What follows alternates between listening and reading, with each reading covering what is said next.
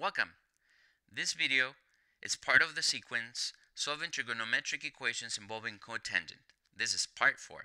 Let's take a look at our example. Solve the equation given below for theta greater than or equal to 0 and less than 2 pi. Let's take a look at our equation. 6 is equal to 5 plus cotangent of theta over 4 plus 5 pi over 6. Let's go ahead and get started by isolating the cotangent. To do so, let's subtract the 5 from both sides of the equation.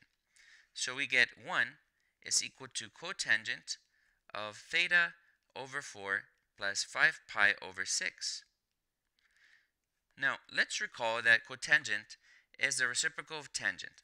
So this equation can be written out as 1 is equal to 1 over tangent of theta over 4 plus 5 pi over 6.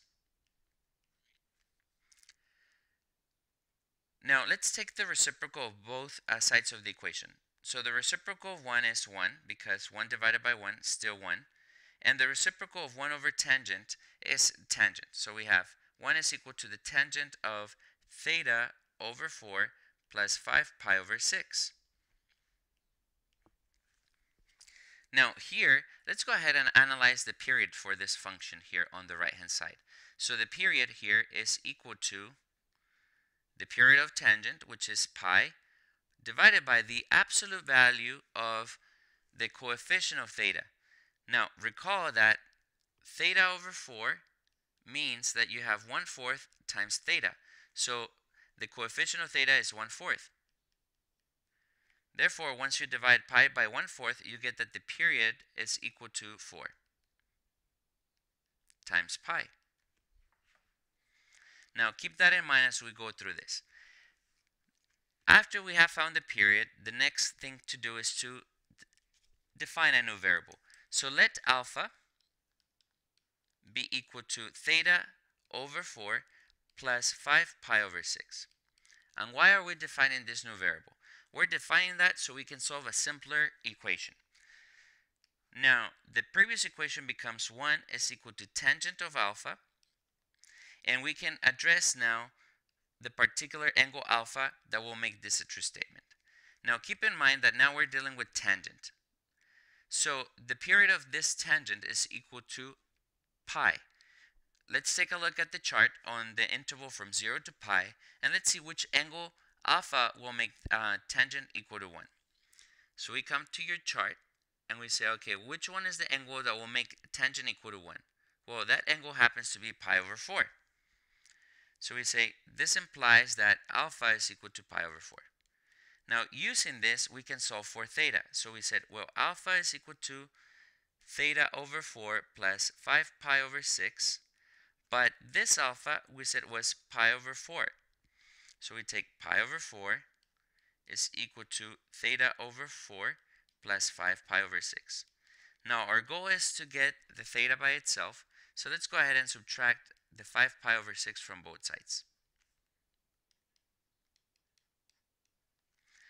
This implies that theta over 4 is equal to pi over 4 minus 5 pi over 6. Now we need to get the common denominator. In this case, the least common denominator happens to be 12. So let's multiply the pi over 4 by the 3 over 3 and the negative 5 pi over 6 by 2 over 2. So we have that theta over 4 is equal to 3 pi over 12 minus 10 pi over 12. So we have 3 pi over 12 minus 10 pi over 12 becomes negative 7 pi over 12. Now keep in mind that this is theta over 4, so we need to still solve for theta. Now let's rewrite this equation. And let's multiply by 4 on both sides of the equation. So this cancels, and you end up with theta is equal to negative 7 pi. Now this 4 cancels with one of the 4's here, or the 4 here precisely, so we end up with the denominator of 3. So theta is equal to negative 7 pi over 3. However, that doesn't satisfy the restriction that theta needs to be between 0 and 2 pi. So what we're going to do is to add the period. So we take theta is equal to negative 7 pi over 3, and let's add the period of 4 pi. Now to get the common denominator, we're going to multiply this 4 pi by 3 over 3. So you have negative 7 pi over 3 plus 4 times 3 gives you 12 times the pi over the 3, and you get that this is actually equal to 5 pi over 3. So that's your angle theta. Now, if you were to add another period of 4 pi over, or 4 pi, you will notice that you're going to surpass the 2 pi, which was the upper bound for your theta. So this is our only solution here. So what we can say that theta happens to be 5 pi over 3.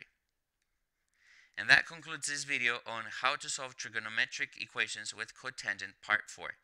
Thank you for watching and have a wonderful day.